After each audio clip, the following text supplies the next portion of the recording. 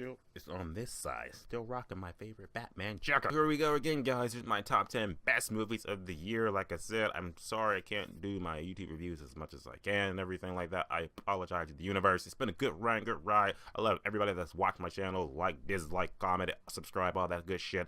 Love you guys for that. Life is just like, I can't do it anymore. But I'm going to do it right now for you guys, because it's what we're all about. Top 10, celebrating the best movies of the year throughout. There are a lot of movies you've probably seen that are on this, that are not on this list, or maybe they're on this list, but I know my number one movie is on everyone's list.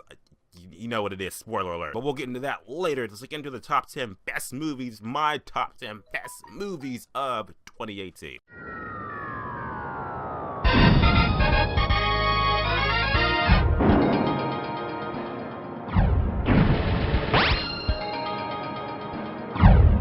Number 10 for me, I'm like, this movie has to get on my list. I checked it twice. I was like, wait a minute, slide this in number 10 and make sure this gets on it, because this was good. This deserved to be on it. And that movie is Halloween. Michael Myers into the light. I love this movie so much. I was just like, I gotta make sure this gets on the top of the best list, because I was hyped for this movie since the first trailer came out. Dude, whole another Michael Myers match is making him one like, yeah, here, Michael, kill me. I had a screening for it. I watched it. I was just like, I love this movie so much. It harkens back to what I loved about the original Halloween and everything like that, and making me forget about Halloween Resurrection, because no, Michael Myers was brutal as shit in the movie like that, stabbing people through the neck and everything. I liked it. I just liked the vibe of it. Felt like a good old school horror movie. Well, Jamie Lee Curtis killed it as Laurie Strode and everything like that in the last half of the movie, like the very last ending of the movie. I love so much. Like, I got the soundtrack for it. I love that shit. Still remember her holding up that shotgun like, Mom, I can't do it. I can't do it. And then Michael Myers comes in. She's just like, gotcha, bam. I remember seeing that. That was just like, oh my god, I love that so much. I praise that scene so much, and that's why Michael Myers Halloween 2018 is number 10. Here's number 9.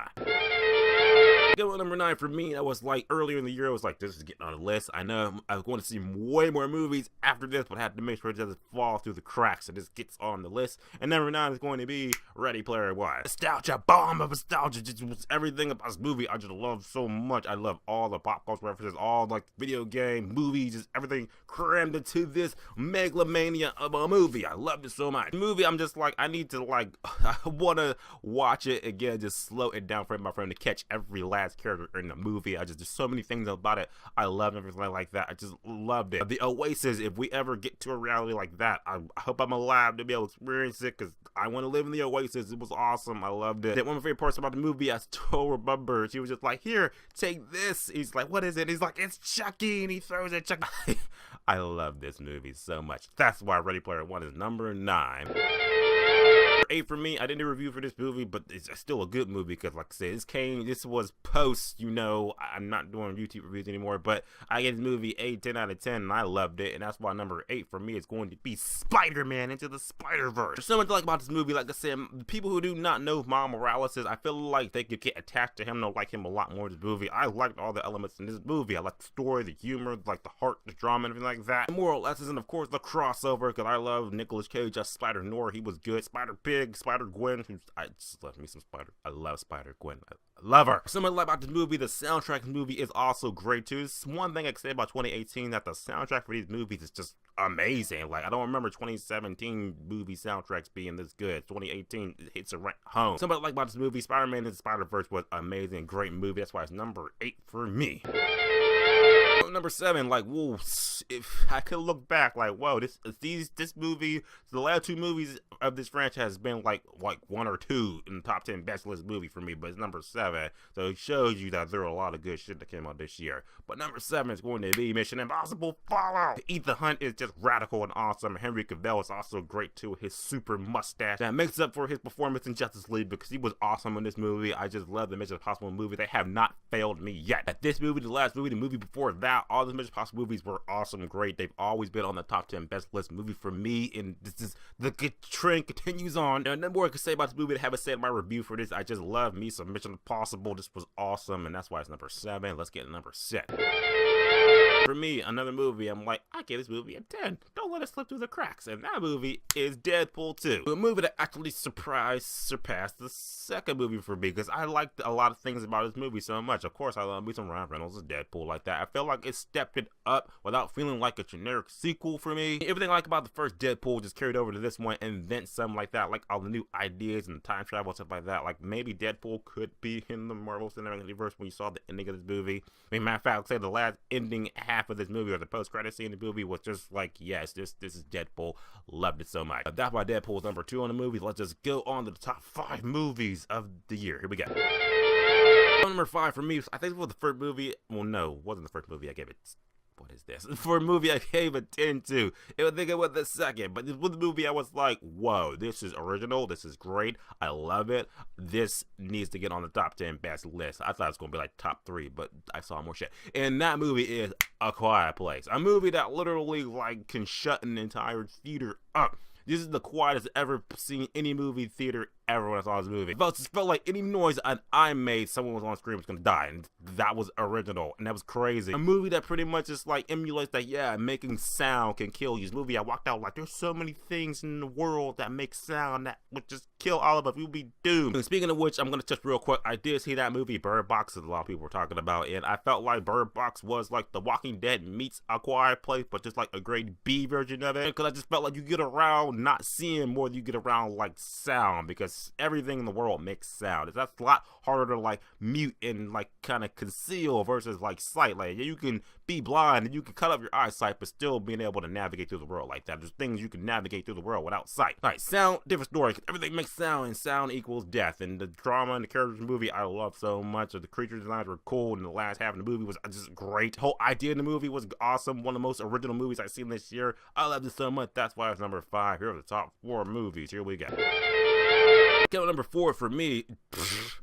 No shit, this movie's on the list. No shit, and that movie is Black Panther. Black Panther, Wakanda Forever. It's gonna be Wakanda forever. That's just how it is. Welcome to the world we live in today. Black Panther came out in February, and that was like the movie that just like that was just a movie. That was a revolution for me. All the black people just came together. I haven't seen this. It was just great. Had our suits on, our Zuzu suits on, our Coming to America outfits. We're just all coming together. Like the Black Panther movement was amazing. That one movie made like over $1 billion, almost highest grossing domestic movie of the year. We all came out and supported it. Disney knew what they were doing, like a Black Panther movie starring Chadwick Boseman, a black actor, black director, all black everything, come out in Black History Month, the blackest month of the year. Yeah, didn't know how to print money, and they knew what they were doing, because this is Wakanda forever. I love Chadwick Boseman, of course. Killmonger, one of the best villains of the year, one of the best MCU villains, minus you know who. One of my all-time favorite Marvel movies of the year. I loved it so much. I just love me some Black Panther. It's always going to be Wakanda forever. That's why it's number 4, but here's number 3.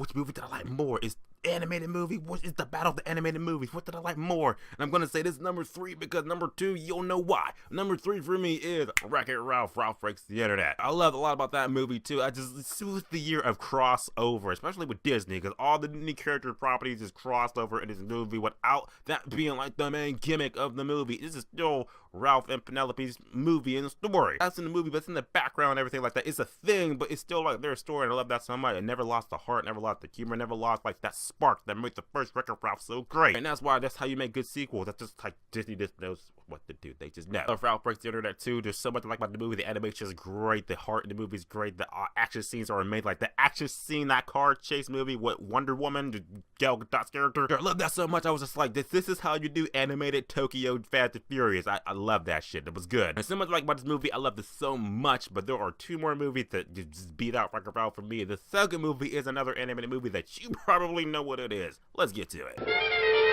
Coming out number 2 for me, you should already know, it's another animated movie, and it beat out Wreck-It Ralph, and that is Incredibles 2. This was 14 years in the making. I love Incredibles so much. I love The Incredibles. That's like, minus Toy Story is like my second all-time Pixar thing. Love it. And I will say other elements in the movie that like the original Incredibles is better, but The Incredibles 2 is like a good companion piece to it, and I still loved it. But what really throws it over the edge for me over Wreck-It Ralph, I had to really go back through it too much. I think you all agree with me.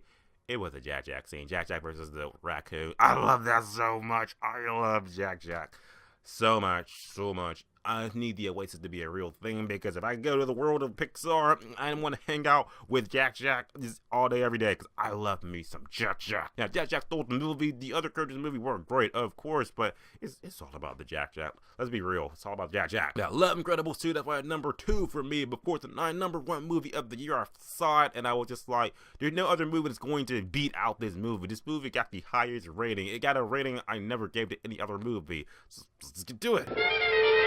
One for me, if you should know, it should be obvious. If you haven't seen it between 2 and 10, now that you gotta know, like, this is #1, and it's so obvious, but I don't care. It's on your top 10 best list movie too. I don't care who you are. This movie is on your top 10 best list somewhere, and that movie is, of course, without a doubt, Avengers: Infinity War. Oh my God, this was 10 years in the making. This was amazing. This was amazing. I've seen this movie like at least 20 times, probably more so far, in the course of it coming out in theaters, to me owning it.